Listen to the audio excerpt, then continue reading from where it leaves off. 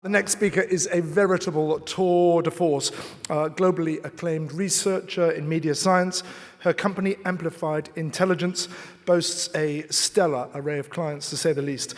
And she'll be telling us today how they are using machine learning to advance human measurement in advertising. Professor Karen Nelson-Field. Come on up, Karen. Oh my God, that was amazing. And I can't say, I think every single sentence I resonated with that 45 minutes or whatever it was. None more so than when I was in my 20s, I was the brand manager for Diageo that was doing that crazy plan. So I should have had an Ask Larry then, because that would have helped my job. But what's interesting is, even back then, I'm thinking I'm getting some feedback. Can you all hear me properly? Yeah. Okay, so even back then, I knew that what I was doing was manual. I'd done a couple of degrees in business and economics and things like that, but I didn't really have any sort of comprehension of what algorithms can do for business. But even back then, I sort of challenged how, ironically, they were planning, and started to do some analysis on how could we, in a very crude way, predict alcohol sales. Subsequently, I left Diageo and actually went and decided to do a PhD. But I also have a passion for media. So in my early days, like many people in Adelaide, worked for News Corp and had a passion for audience measurement, and went and did, when my children were super fresh, did a PhD in audience measurement, and this is what brings me to today. So I have a business. I only left the university about 4.5 years ago. I'm still an adjunct, but I'm not an active researcher anymore in the uni, because I had a problem to solve, and I wanted to work out how I could bring machine learning, or particular, computer vision, and we'll talk a little bit about the narrow AI, and how I could solve that. So everything you spoke about, Matt, I feel like I didn't really know what I was doing, but it sort of gave me real validation around where we're headed. So I didn't set out to work with machine learning, that's for sure. It just seemed, and again, I feel like this is almost a repeat of what you just said. I stumbled across a problem, or when I say stumbled, I did have an actual degree in this space, and I did sort of understand the industry. And we do have some pretty, even when I was at the university, some of the clients who are engaging with us, ranged from Facebook, Google, to sort of, Unilever and P&G. So we already had some pretty amazing research funders. But I knew there was a problem even when I was at the university around essentially some opaque metrics. So I sort of specialise in how you buy and sell media. That's kind of my area. And when I was doing my PhD, even in those days, because it's quite, 15 years ago, even though it doesn't seem a long time, it was still fairly legacy in terms of the media choice. And then obviously the socials and web came on board, and there were it was quite an unregulated market. And, what I could see was that the measurement that these organisations were using was pretty much not transparent, very opaque, very closed, and yet we were starting to build this entire currency off of data that wasn't universal. So what sort of meant was that advertisers didn't really understand the relative value of one over another. But I had some clues. I did 10 years as an academic while my boys were growing. And even back then, I sort of did some pretty early work around the value of Facebook likes. So at the time, they were touting it as being a measure unto itself, or a currency unto itself. But I did a 2-year piece of work that basically dispelled that myth. And that particular piece of work, I presented at a time during their IPO period, or IPO quiet period, which went viral in itself, and it sort of didn't go down well with them. Brands, I sort of had I could see that even in the work that I did, that brands were being misled by the measurement system, and that's because it's very, walled garden and very opaque.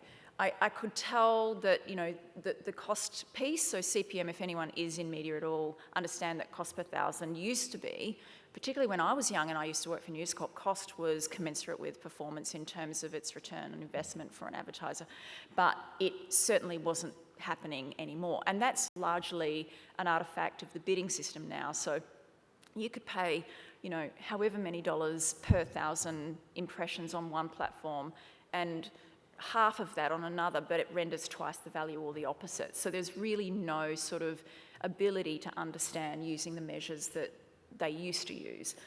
Again, no transparency. So the problem that I sort of recognise is that our trading currency is broken. And with respect to current customers who are Facebook, Twitter, Google, they broke it. And so let's not let them solve it. So I did start to tell lots of, look how young I look. I did start to tell lots of people. So as I said, I went in very green as a very early postdoc and sort of started to talk a little bit about this problem that I was sort of uncovering on stage. This is in New York. And it went viral because it literally played a role in Facebook's less than stellar IPO on the day. I mean, obviously they've recovered, but it sort of changed my life that day. That particular day changed my life. So industry sort of loved, because, the likes of Unilever and P&G were all sort of questioning things like the viewability standards, which were brought in to sort of regulate the measurement industry in about 2014. And what happened was, I was talking to Unilever Global last night, and I was telling them about this project, and I was going to talk to you about this. But they got wind of the fact that I was sort of challenging the cross-platform, metrics, and said, look, we agree with you. Here's a couple of $1 million. Could you do a piece of work in multiple countries to see whether you could find a better metric than reach or impressions? Just a small ask. So yeah, I sort of went about and thought, well, okay, I need to, I'll get to this in a minute. I need to be able to find a solution to being able to understand what a human does at scale. So this is kind of the course I went on. But at the same time, I also thought that, with respect to any other academics who're still academics, that publications are great, but our ecosystem's still broken.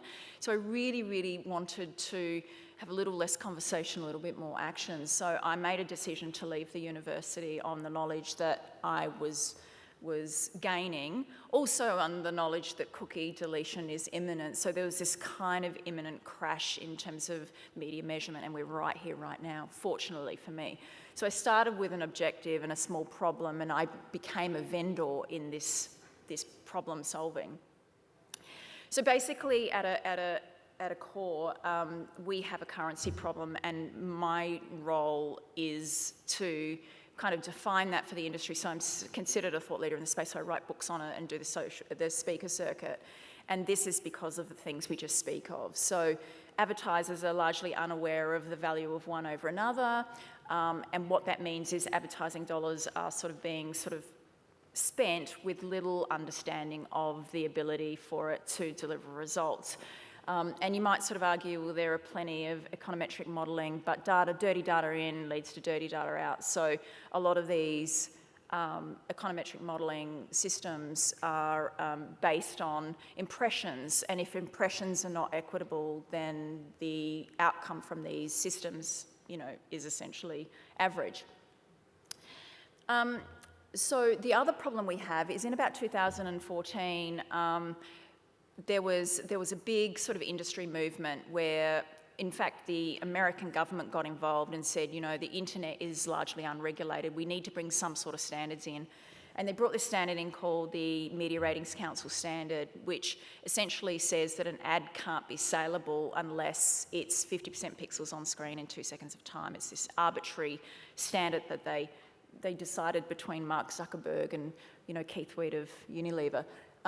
But the reality is what happened is a whole of these vendors were brought in and started to build technology that was what I call inward-facing. That might not be the correct term, Matt, but basically what that means is that there's all this technology. So every time you go onto a social, there's all this technology monitoring, how fast you've scrolled, how big the ad is, how long it's on screen, all that sort of stuff. So that's inward-facing metrics.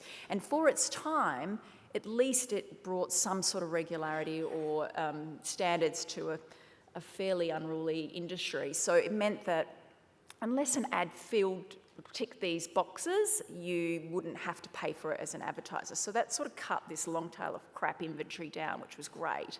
Obviously, it's famous that Mark Zuckerberg's pushing that standard to be lessened, and that's largely because a lot of the inventory that they sell sort of fits below these standards. But the problem with this is that inward-facing can be gamed by fraud, click farms, etc. But on top of that, if you know anything about device-based metrics, it tells you little about whether a human has viewed or not. And the gold standard is whether a human has interacted or whether they have actually looked at the socials or the web, the publisher. So, I don't have a background in data science of all the degrees I've done. But I knew there was a huge industry problem, and I knew that I was in a position, given I was sort of, a thought leader in the space, to be able to look for a vendor to be able to solve it for me. And when I was working on this Unilever project, I did that. So I hired a couple of people through this project to sort of help me think through how can I measure humans at scale. So I did exactly what Matt was talking about. So I looked at cognitive computing, but I also looked at a solution for ethnography at scale. So ethnography is the study of humans, right? And obviously I learned about computer vision, had no bloody clue what the hell that meant, but allowed me to sort of think, how could I scale something? Because all of the customers wanted multiple countries. So this isn't, a lab in one state where you send people in to be processed through an MRI.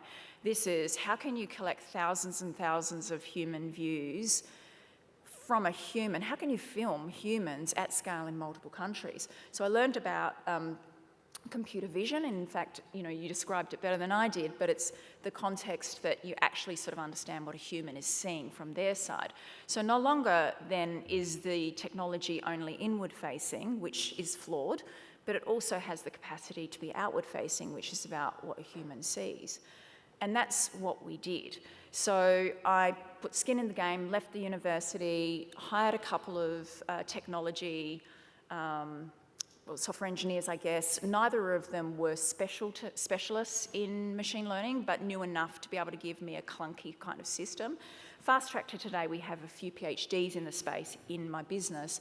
But basically, the first thing we had to do, to Matt's point, is build data, because there's no training libraries out there, and the ones that are out there are really flawed. So any vendors in this space that doesn't have their own collection system, the data they use is pretty crude.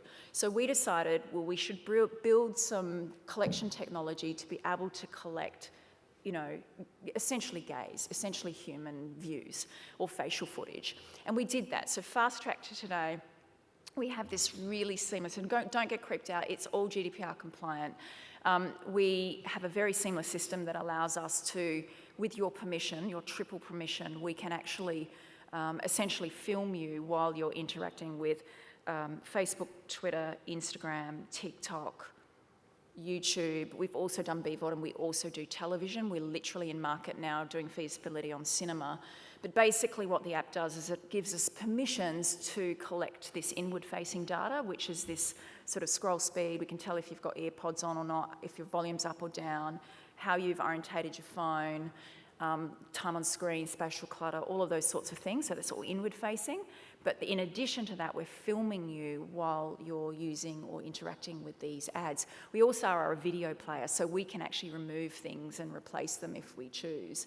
And what that gave us the amount to do is to sort of bring in all this data from 6 countries continuously to be able to then be comfortable enough to go to market with product, and that's what we've done. So our models now actually, we have 2 different models. So one is based on gaze tracking, which is the mobile piece, but anything further away is based on facial recognition, because gaze is difficult to achieve at scale or at distance.